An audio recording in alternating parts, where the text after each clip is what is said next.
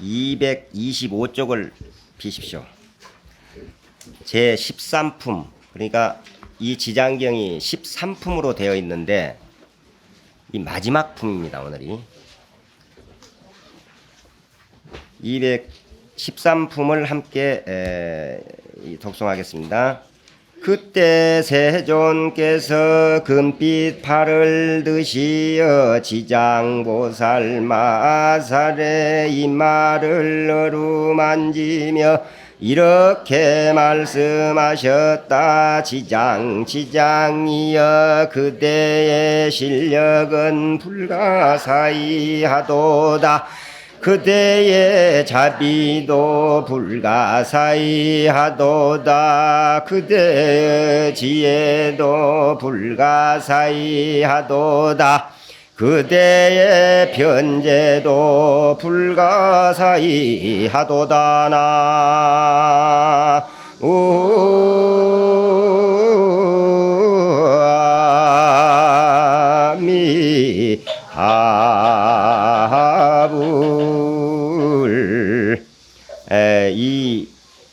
이 13품은 총루 인천품, 즉 사람과 하늘 사람을 부촉하다 하는 그런 뜻인데, 이 말은 부처님께서 이 지장경을 설하신 장소가 도리천이라는 하늘나라였습니다. 그러기에 그곳 하늘나라에 있는 그 사람도 대상이 됩니다. 그 도리천의 하늘나라에서 설법을 하신 것이기 때문에 하늘나라 사람들도 대상이 된다. 그러니까 지장보살에게 부처님께서 천상의 사람들하고 이 사바세계 인간들하고 함께 부탁을 하시는 것이, 이렇게 아시면 되겠습니다. 인천의 중생들을, 즉 하늘나라와 인간의 중생들을 이렇게 제도하여라 하고 부탁을 하는 내용으로 되어 있습니다. 이 13품의 앞부분은 지장보살에게 하늘 사람과 인간, 그러니까 세간의 사람들을 잘 제도하라고 부탁을 하시고, 또 뒷부분은 지장보살에게, 이 13품의 뒷부분은 지장보살에게 공양 올리고 지장보살님의 이름을 부르면은 어떠한 이익이 있다, 이렇게 이제 되어 있습니다. 그러니까 하늘 사람과 인간들을 제도를 부탁하기 전에 이제 부처님께서 그 제도해 달라고 부탁하기 전에 먼저 지장보살을 칭찬하는 내용이 여기 아까 우리가 독송한 것입니다. 칭찬을 했어요. 이 지장경은 참 여러 가지 면으로 볼 때 정말 이 순서적으로 아주 완벽하게 갖추어지고 짜여진 그런 경전입니다. 지금까지 여러분들이 12품까지 우리가 함께 공부를 해봐서 알겠지만은 그 품만, 각 품수만 봐도 무슨 보면은 그 내용이 그 부처님께서 그 품마다 무슨 부탁을 하려고 하거나 뭘 하려고 할 때 보면은 꼭 먼저 칭찬을 하는 것으로 지장보살의 기분을 아주 좋게 만들거든. 보면은 얘들도 칭찬, 어제 칭찬 잘해야 공부 잘한다고 그랬죠. 교육의 최고의가 칭찬이라니까. 그래서 이 지장경을 많이 독송하고 부처님 대승경전을 많이 독송을 하게 되면은 아주 애들도 잘 기를 수 있고 집안을 행복하게 만들 수 있는 그런 비법이 이 안에 전부 다 들어있어. 그러니까 물론 지장보살 같은 대성인이 뭐 칭찬한다고 해서 뭐 일을 잘하고 또 뭐 안 한다고 해서 안 하시는 그런 분은 아니겠지만, 다만 중생을 교화하시기 위한 방편으로 중생들로 하여금 지장보살이 어떤 분이신가를 알게 하기 위해서 이렇게 칭찬하신 것이다. 이거야. 어쨌든 이 부분은 지장보살의 신통력을 여러 가지 면에서 이제 그 불가사의하다고 칭찬을 합니다. 실력도 불가사의, 자비도 불가사의, 변제도 지혜도 모두 다 불가사의하다. 이렇게. 그러니까 우리도 그 누구에게 뭔가 부탁을 하려면은 누구는 어떠한 능력이 있어, 이런 칭찬을 하잖아요. 뭐 예를 들어서 뭐 이 스님 물을 한 잔 갖다 주는데도 부탁을 하려면은 참 그 우리 원경신 보살님이 이런 건 잘한다고 하고 칭찬을 하면 훨씬 갖다 주는 게 부드럽거든. 그런 이제 이치라 이렇게 말하면 능력을 발휘해 어떻게 해달라 하는 것처럼 그러한 능력이 한량이 없음을 한량이 없다 하는 것을 뜻으로 해서 불가사의하다 이렇게 이야기를 하는 거예요. 불가사의하다. 도저히 측량할 수가 없다. 그 능력을. 그러니까 우리 이제 중생들이 살아가는 이 세상을 삼계 화택이라고 합니다. 즉 끓는 불 속에서 살아가는 그 집 속에서 사는 것과 같다. 그런 불타는 집 속에서 사는 것과 같다고 이렇게 이야기를 합니다. 그런 괴로운 곳에서 단 하루라도 고통을 받지 않게 하고 특히 이제 무간지옥 그런 아비지옥에 떨어져서 영급토록 그런 고통받는 그런 중생들을 구원하라고 그렇게 부탁을 하는 거예요. 자, 그러면은 부처님께서 지장보살에게 어째서 고통받는 그 저 무간지옥에서 그런 고난을 받는 중생들까지 전부 제도하라고 부탁했는지 그 이유가 이렇게 쭉 읽어보면 설명이 되어 있습니다. 그걸 이제 간단히 설명을 해드릴게요. 우리 인간의 성품은 그 앞에서도 이야기를 했습니다마는 정해진 바가 없어요. 좋은 인연 만나면은 좋은 일을 할 수도 있고 또 나쁜 인연 만나면은 악한 일을 저지를 수가 있다는 거예요. 악한 일을. 사실 사바세계 중생 자체가 그렇게 되어 있답니다. 우리가 모두 그런 형식으로 되어 있어요. 그래서 그걸 정해진 바 없는 중생이다. 그래서 무정취 중생이라고 그래요. 무정취. 부정취 중생. 정해진 바가 없어. 그래서 그 우리 중생들을 보면은 좋은 환경을 만나면은 또 좋은 인연을 따라서 그냥 변화되어 가는데 그렇게 변화되지 않도록 무슨 좋은 인연 만났다 해서 특별하고 또 나쁜 인연 만나서 나쁘게 되는 그런 변화가 되지 않도록 가르치는 것이 종교입니다. 원래 어떠한 종교든 간에 특히 우리 부처님의 가르침입니다. 그게 사바세계 중생들의 삶이 그렇게 되어 있어.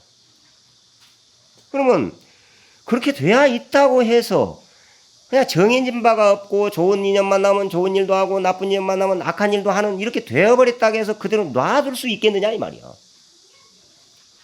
어떠한 일이 있더라도 가르쳐서 올바르게 이끄는 것이 종교의 직분이다 그 말입니다. 그러니까는 이렇게 지장경 살림을 하니까 와서 강의를 들으러 오십시오. 우리 공부합시다. 기도합시다. 이러면은 스님 보고 뭐라고 한 줄 알아요? 세상 사람들이. 참 스님은 속세를 모른대. 세상살이가 얼마나 힘들고 잘 이해를 못한다는 거예요. 얼마나 고통스럽게 살고 어렵게 살고 바쁘게 사는지 스님은 산속에 살아서 도대체 이해가 없고 속이 없다고 그러더라니까 스님 보고. 이런 소리들을 해요. 그렇지만 아닙니다. 그게. 어떠한 어려움에서도 변함없는 마음으로 살아가도록 이끌어야 되거든. 곧 환경과 상황에 따라 변화되는 삶을 살지 말고 항상 변함없는 삶, 그저 기도하고 공부하는 삶으로 살아갈 수 있도록 해야 된다 그 말입니다.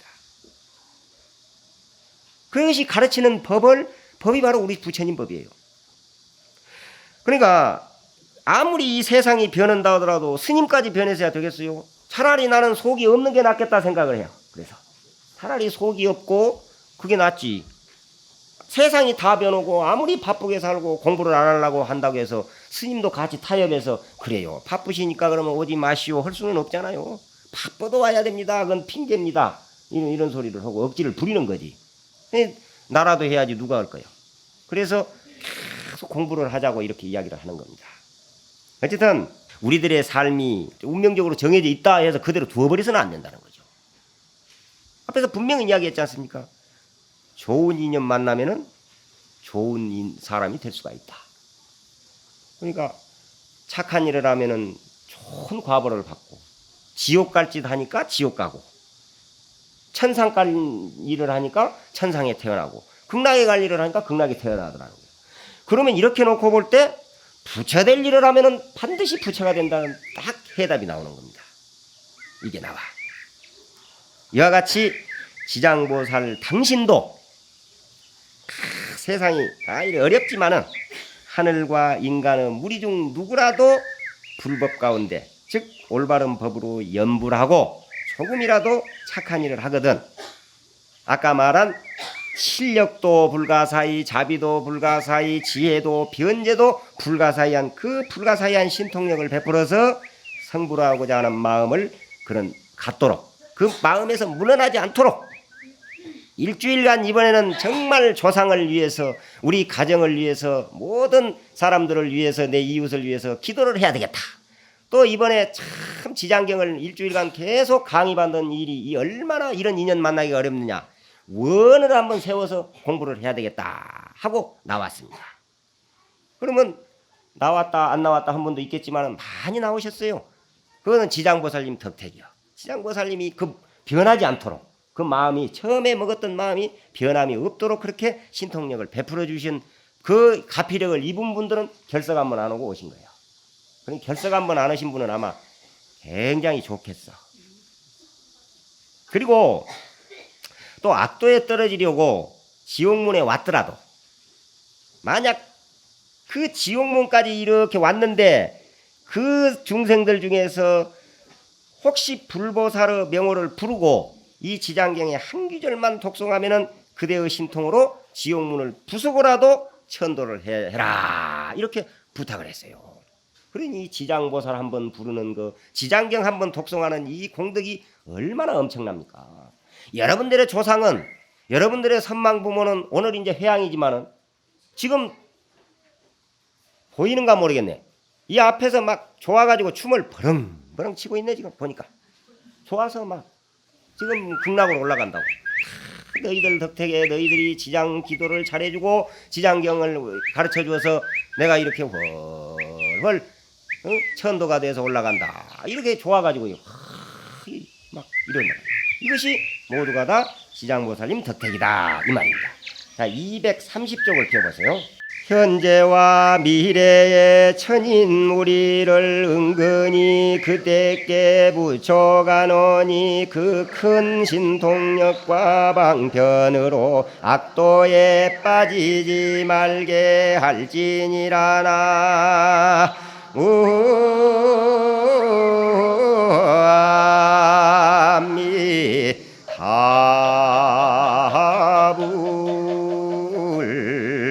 여기도 그 앞에 12품처럼 이제 개송인데 이것도 마찬가지입니다. 앞에 설한 13품에서 앞에 설한 그런 내용을 거듭 강조하기 위해서 개송으로 그러니까 시로 읊은 대목입니다. 현재와 미래의 중생들을 지장보살에게 부탁하오니 큰 신통과 방편으로 그 중생들에게 잘못되는 일이 없도록 악도에서 구해주라고 간절히 부탁을 합니다. 얼마나 우리 부처님이 자비스러운 분인지 몰라요. 또 걱정을 그렇게 하시라. 우리를 이렇게 걱정을 하셨어요. 그래서 지장보살에게 돌아가시면서까지도 부탁을 하고 그랬어요. 제발 악도에 떨어지지 않도록 이끌어달라. 부처님께서 지장보살에게 천상과 인간을 구제하라고 부탁하니까 지장보살님이 뭐라고 그랬냐면은 부정을 안 합니다. 이 부처님과 제자들 간의 대화의 그 이 경전을 보면은 부정이 없어. 이렇게 하라. 예, 염려하지 마십시오. 잘하겠습니다. 염려하지 마소서. 최선을 다해서 구하겠습니다. 이렇게 지장보살이 약속을 하는 거예요. 이 얼마나 주고받는 그런 말씀들이 좋습니까? 정말 지난번에도 이야기했지만은 부모와 자식 간에도 대화가 이렇게 돼야 된다니까. 우리가 이번 지장경 공부를 한 그 공덕으로 아마 여러분들은 앞으로 여러분들의 자녀들과 여러분들의 남편 부부 간에도 굉장히 대화가 아마 좋아질 것 같아. 아주 긍정적으로. 그래서 그 돈 한 푼 안 들이고 복 짓는 법 중에서 하나가 긍정적으로 사는 거라니까. 긍정적으로. 그게 아주 그 복 짓는 법이에요. 여기서 이제 그 내용에 불법 가운데란 말이 그 앞에서도 나왔습니다만은 이 뜻은 부처님 가르침대로 한다 그 말이에요. 생각과 행위가 올바르고 또 모든 중생들을 제도해야 되겠다는 그런 마음을 일으키는 것을 불법 가운데라고 합니다. 그러니까 여러분들이 조상을 천도하고자 하는 그 마음, 그것이 불법 가운데요. 그러니까 우리 지장보살님은 큰 복이 아니라도 조그마한 선행을 끝까지 추적해서 찾아낸다고 그랬죠. 끝까지 추적을 해. 요만한 큰만 좋은 일 하면은. 그래서 이런 그 지장보살님의 위실력 또 원력이 있다 하는 이제 그런 말씀을 이렇게 하시는 겁니다. 이제 다음에 이제 232쪽을 보면은 이제는 그 다른 보살과 문답을 합니다. 세 번째, 첫 번에서 이 말을 할 때 회중에 있던 허공장이라는 한 보살이 부처님께 아뢰었다. 세존이여, 제가 이 도리천에 이르러서 부처님이 지장보살의 위실력을 불가사의하다고 찬탄하심을 들었나이다. 미래세에 만약 어떤 선남자 선여인과 모든 전룡들이 이 경전과 지장보살의 명호를 듣고 혹 그 형상에 우러러 절을 한다면 몇 가지 복리를 얻게 되옵니까?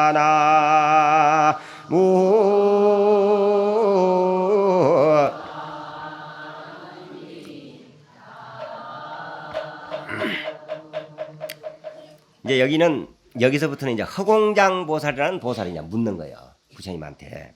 앞에서는 지장보살과 문답을 하면서 지장보살이 중생을 구원하도록 되어 있는데, 지장보살에 어떻게 되어 있느냐? 지장보살에게 공양 올리고 이 지장경을 독송하면 누구라도 구원을 받게 된다는 것이 정해졌어요. 그런데 허공장보살이 이 지장보살 이름을 듣고 그 형상에 애경하고 공양 올리고 또 지장경을 읽으면은 구체적으로 어떠한 복이 있습니까? 하고 물었어요. 그리고 왜 그게 필요하냐면은 중생들이라는 것은 그냥 복이 있다 하면은 말을 안 들어. 그러니까 예를 들면은 지장경을 독송하면은 부자 된다, 뭐 병이 없어진다, 이런 게 이제 구체적으로 나와야 신심이 난다 그 말이에요. 그래서 우리들을 위해서 이걸 이제 물어주는 거예요. 잘 들어보세요. 그러니까 이 하고 이제 물어. 그러니까 부처님께서 이제 그 뒤로 보면은 나오죠. 28가지가 나와. 28가지. 28가지가 좋다. 복덕을 얘기하셨습니다. 28가지요. 우리의 마음이 자비스러워지는 게 아주 중요하거든요. 마지막 여기 보면은 제일 28번째 보면은요, 사랑하고 가엾이 여기는 마음이 넉넉하다 그랬어. 이 말은 우리의 마음이 자비스러워진대. 이 지장경을 많이 독송을 하면은 우리가 자비스러워져야 돼. 그래서 사람에게는 성공할 수 있는 관상이 3가지가 있대요. 제일 첫째는 위험스러운 상이 있답니다. 누구든지 탁 보면은 그냥 자기도 모르는 사이에 순종하고 그런 아주 위험스러운 상. 그런 사람은 그 사람 나름대로 성공을 한대. 그리고 또 하나는 잊혀지지 않는 상이 있다네.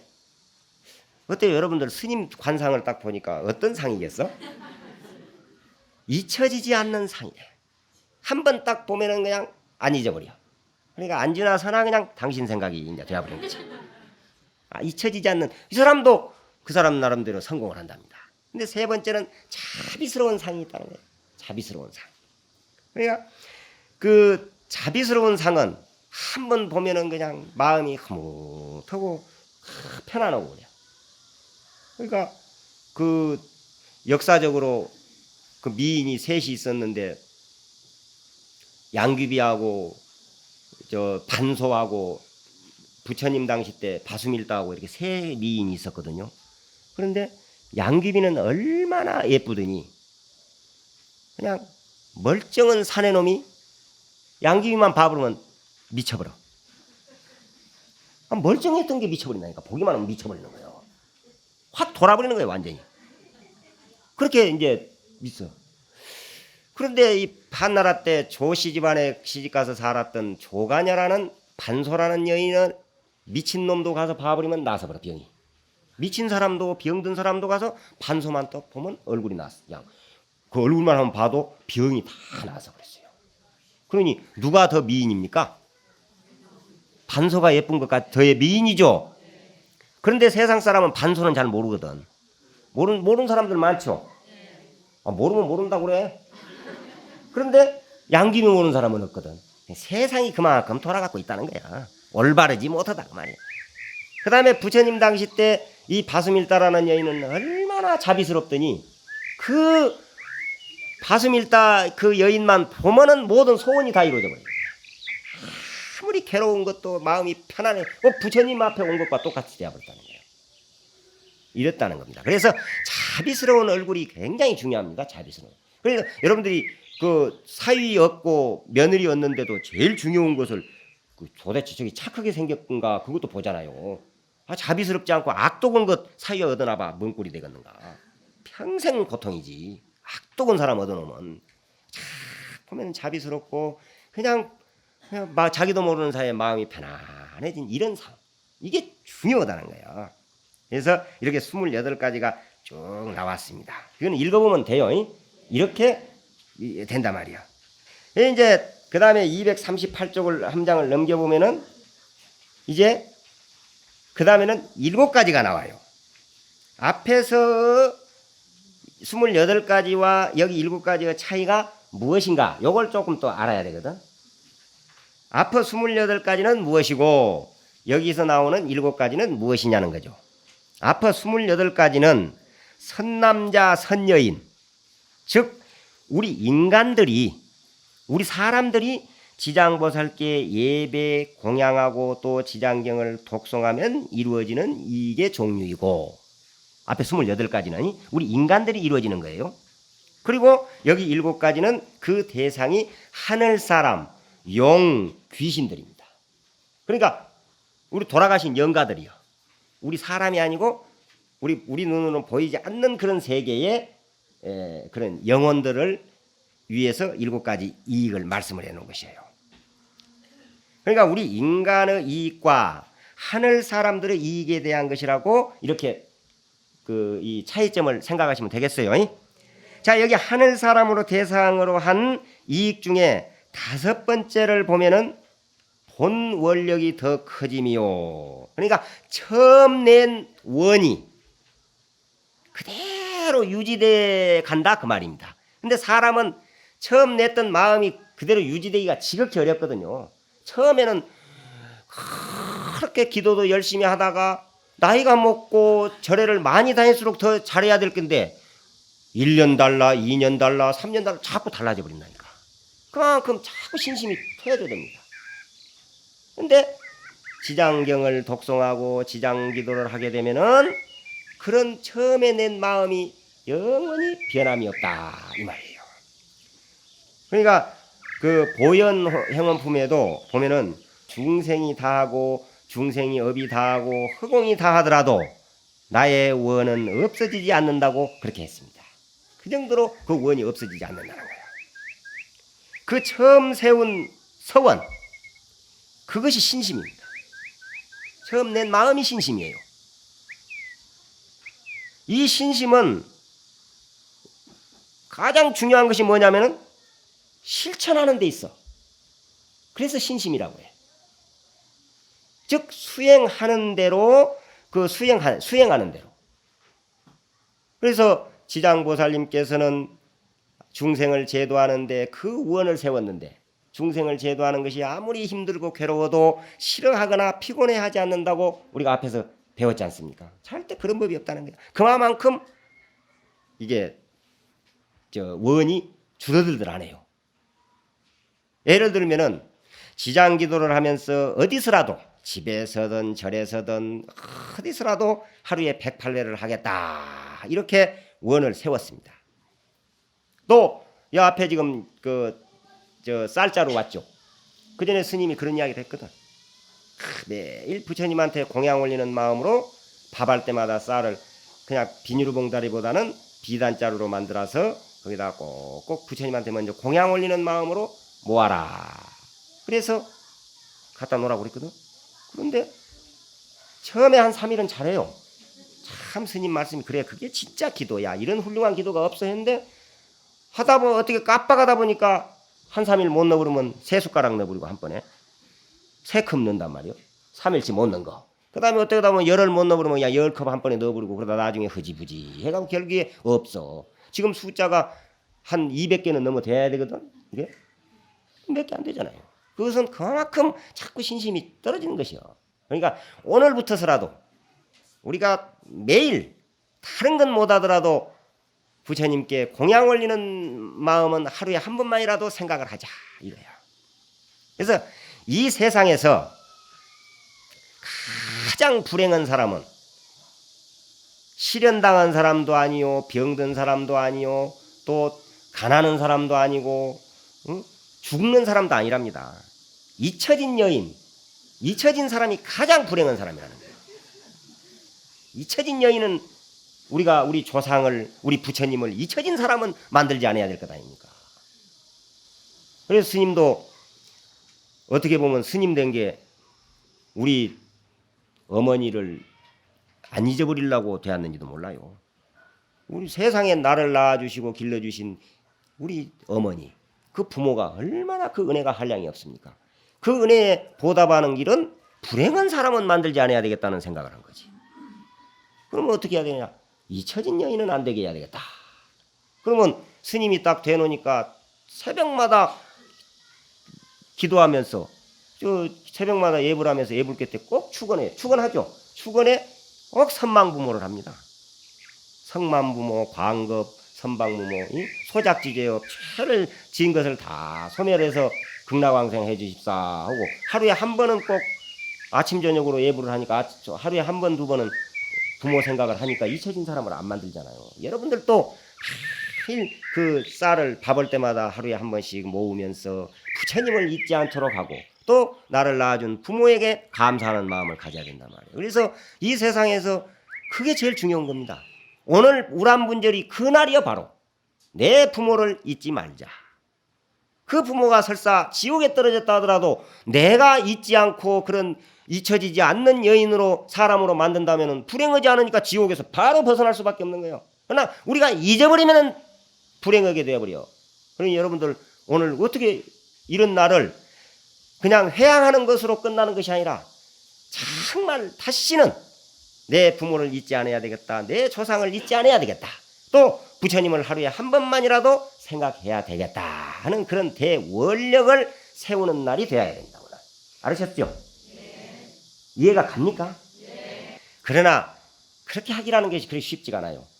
그래서 지장경을 자꾸 독송을 하게 되고 지장보살님께 참배하면은 그런 마음이 변함이 없어진다.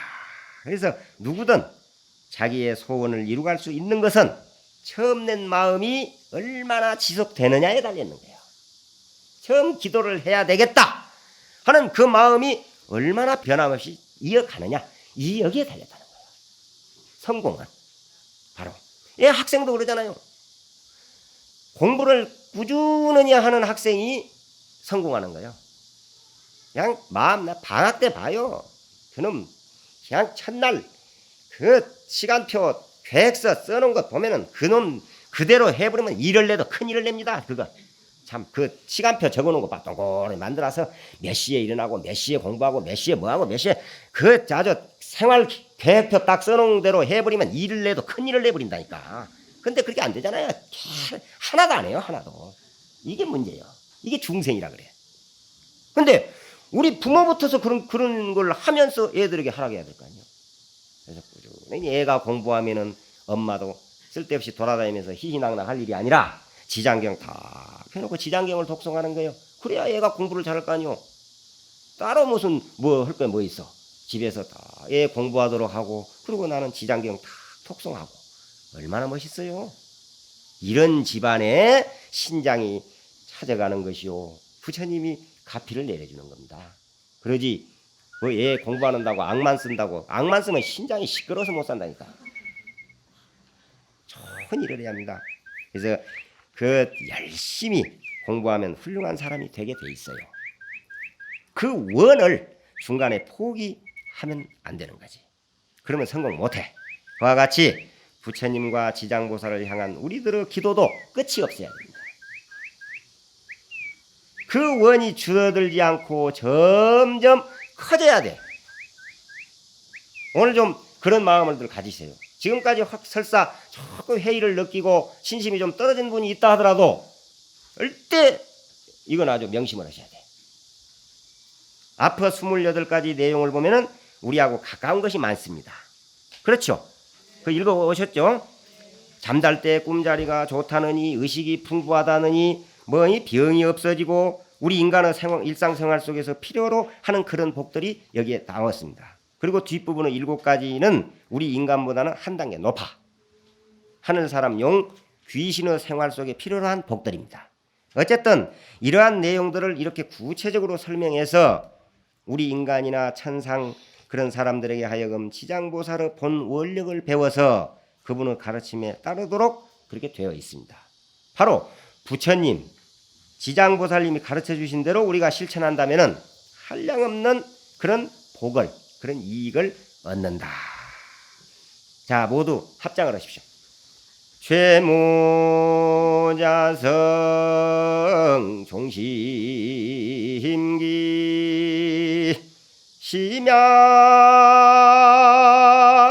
심양멸시 최영망이니라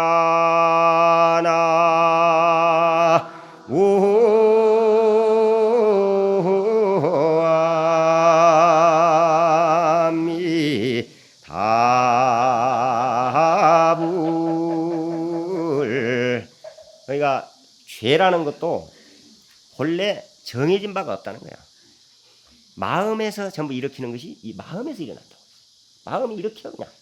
마음의 성품에서 일어나는 것이지 죄가 따로 있는 게 아닙니다. 그래서 사실 그 우리가 살아가는 것을 보통 안다고 하는 거, 살아가면서 안다고 하는 것은 배워서 아는 지식이라고 생각하기 쉽습니다. 그러나 아는 것하고 실제 우리가 살아가는 것은 많이 달라요. 아는 것으로 살아가는 것이 아니야. 아는 것으로. 그러면 어떻게 사느냐? 무엇으로 사느냐? 그것은 업으로 살아가는 겁니다. 업으로 살아간다니까. 그러니까 지금 자기가 살아가고 있는 상태는 어떤 업을 지었느냐입니다. 이거. 지금 우리가 여러분들 각자 한번 자기 업을 돌이켜 보세요. 내가 지금 잘 살고 있느냐? 내가 지금 부족하냐? 완전하지 못하느냐? 이건 자기 업입니다. 내가 부족하고 내가 완전하지 못하면은 그것은 내가 좋은 업을, 완전한 업을 짓지 못했다는 거예요. 그러면 도대체 업이란 어떻게 짓는 것이냐? 업은 바로 인연에 의해서 지어지는 것입니다. 좋은 인연을 만나면은 좋은 업을 짓는다고 앞에서 그랬죠. 또 나쁜 업을 만나면은 나쁜 업을 짓게 되어 있습니다. 그래서 업이라는 것은 인연에 의해서 지어지는 것이다. 이거예요. 즉 좋은 인연을 만나면 좋은 업을 짓고, 그러기에 우리가 살아가는 그 삶 자체가 업으로 해서 이루어진 것이다 이 말이에요. 업으로. 응? 그 업에 의해서 이루어진 삶을 세상 사람들은 운명이라고도 얘기를 합니다. 그러므로 업식이 운명을 좌우한다 이 말이에요. 업이 운명을 좌우해. 자기의 업식이 운명을 자꾸 만들어갑니다. 자기의 운명을 만들어가. 자기 업이. 여기서 운명이 잘못됐다 생각하면은 여러분들 각자 한번 생각해 보세요. 자기 자신을. 그냥 운명이 잘못됐다 생각하면은 어떻게 해야 되겠어요? 업을 바꾸면 되는 거예요. 업을 바꿔버리면 됩니다. 바로 그러면 업은 어디서 만들었느냐? 무엇으로 만들어진다고 그랬어요? 인연에 의해서 만들어져. 바꿔져. 인연에 의해서 바꿔질 수가 있다 이 말이에요. 그러니까 잘못된 인연을 벗어나서 좋은 인연을 지어가야 된다 이 말입니다. 그래서 여러분들은 이번 지장기도를 하게 된 것도 이것도 하나의 좋은 인연을 맺은 겁니다. 인연을. 또 지장경 강의를 들은 이것도 아주 훌륭한 인연을 맺은 거예요. 그러니 우리 운명이 바꿔질 수밖에 없어요. 모든 업은 인연에 의해서 짓게 돼 있으니까. 또 좋은 인연을 짓게 되면은 그 업이 바꿔지게 돼 있어요. 지금 이제 이런 형식으로 지금 여기서 이번에 기도했던 마음, 또 여러분들이 공부했던 이 마음으로 앞으로 계속 그 마음이 변함없이 살아간다면은 내년 요때 스님이 여러분들 얼굴을 다음에 내년 1년 후에 다시 한번 1년은 너무 길다. 100일 후에 여러분들을 보게 되면 여러분들 얼굴에 양 복살이 막 뜨륵뜨륵 쪄가지고 엄청 날깁니다. 이 마음이 그대로 유지만 돼간다면 그런 마음가짐을 가지시기를 부탁을 드리겠어요. 그래서 우리가 모든 것은 인연 따라서 이루어지게 돼 있으니까 그 업의 영향을 받으면서 그 업이 결국에는 또 실체가 없다는 거예요. 업이라는 게 본래 없다. 업의 영향을 받으면서도 없다. 왜? 업은 바꾸어질 수 있기 때문에 그런 거예요. 바꾸어질 수 있기 때문에. 하나로 딱 정해진 게 아니에요. 아무리 내가 좋은 업이 아니고 그냥 좋지 않은 업이라 하더라도 좋은 인연을 만나서 그 업을 짓게 되면 좋은 운명으로 바꿔집니다. 그래서 우리 모두가 불보살의 특히 지장보살이라는 대스승의 좋은 인연을 만나서 수행을 통해서 그런 중생적 요소, 번뇌, 망상, 욕심만 없애버리면은 부처를 이룰 수 있다. 이렇게 이야기했습니다. 부처를 이룰 수 있다. 이렇게 우리가 본래 부처라는 말을 하는 거예요. 자기가 부처 될 인연만 자꾸 지어나가면은 어떻게 지장보살님을 항상 생각하고 지장보살님의 가르침에 따라서 모든 욕심을 버리고 번뇌망상을 버리게 되면은 부처가 될 수 있다. 그것이 부처되는 인연을 짓는 거예요. 이해가 가죠? 예. 부처 그러면은 본래 부처라는 말. 그게 이제 부처님 법을 만나고 이 지장경을 만나는 인연이에요. 그게 이 좋은 인연. 그래서 우리는 그래 뭐 중생인 곧 부처다. 부처가 곧 중생이다. 이런 말을 하는 겁니다. 부처 될 인연을 자꾸 지어나가면 부처가 되는 것이기 때문에 그래요. 아무리 내가 뭐 훌륭한 사람이라 하더라도 자꾸 악한 일을 하고 지옥 갈 짓만 하게 되면은 결국에 중생 중에서도 지옥 중생이 되게 돼 있어요. 그래서 부처가 따로 있고 중생이 따로 있는 것이 아니다. 자기의 마음이 부처다. 마음이 그러니까 인연을 짓는 것은 근본은 마음이 짓는 것이거든. 어제도 이야기했잖아요. 이렇게 하면은 복을 100억 원어치 짓기도 하고 뒤집어 버리니까 100억 원어치 까먹어 버리기도 하더라는 거죠. 그것이 뭐냐? 마음이요. 마음이 그렇게 짓고 마음이 인연을 만드는 겁니다. 그래서 좋은 업을 전부 마음이지요. 그래서 그 마음이 부처다. 이런 이야기가 바로 그런 이야기예요. 그래서 자기 스스로 노력, 부처 되려는 자체의 힘이 우리에게는 있습니다. 모두가. 그러나 아무리 힘이 있다 하더라도 본래 가지고 있다 하더라도 그 자체의 힘이 있지만은 인연을 만나지 못하고 부처님 법을 만나지 못하고 지장보살을 만나지 못하고 지장경을 만나지 못하고 또 지장보살님께 예배 공양 보시하지 못하면은 그런 인연을 또 자기가 본래 가지고 있는 부처의 그 실체를 부처의 본래 씨앗을 키워나갈 수가 없다는 거예요. 그래서 좋은 인연을 만나는 겁니다. 여러분들도 지금 우리 첫 시간에도 그런 이야기를 했습니다만은 어떤 인연을 만나느냐에 따라서 올바른 공부를 하고 못하고 한다니까. 그래서 이번 여기 주지스님께서는 워낙 포교에 전념하신 분이기 때문에 이런 인연에 의해서 세상에 일주일간을 매일 이렇게 공부할 수 있는 이런 자리를 마련한다는 건 보통 어려운 일이 아닙니다. 아마 여러분들 나도 별로 처음인 것 같아. 이런 일이 있었어요? 매일 가서 공부해 본 일 있어요? 없어요. 그러기 어려워요. 이런 살림법회가 그렇게 어렵습니다. 그래서 이런 좋은 인연 만났을 때, 이런 좋은 주지스님 만났을 때 열심히 하세요. 기도도 열심히 하시고 공부도 열심히 그렇게 해주시기를 부탁을 드립니다. 그리고 사실 이 지장경을 한 번에 다 공부한다는 것이 그렇게 쉬운 일은 아닙니다만은 이제 마지막 마무리를 짓겠습니다. 239쪽 끝허리에서 네 번째. 이때 도리 천에는 한량 없는 향꽃 하늘로 구슬 영락을 비오듯 내리어 서가모니 부처님과 지장보살께 공양하였고 법회에 모였던 모든 대중들은 다시금 우러러 절하고는 합장하고 물러갔다나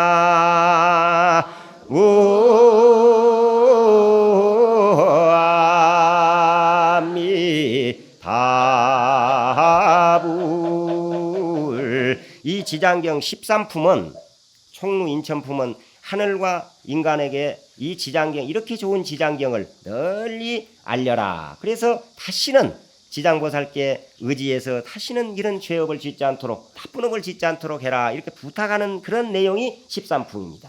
여기서 마지막에 물러갔다 했죠. 이제 여러분들도 물러가면 되는 거예요. 그냥 물러갔어. 물러가면 되는 거예요.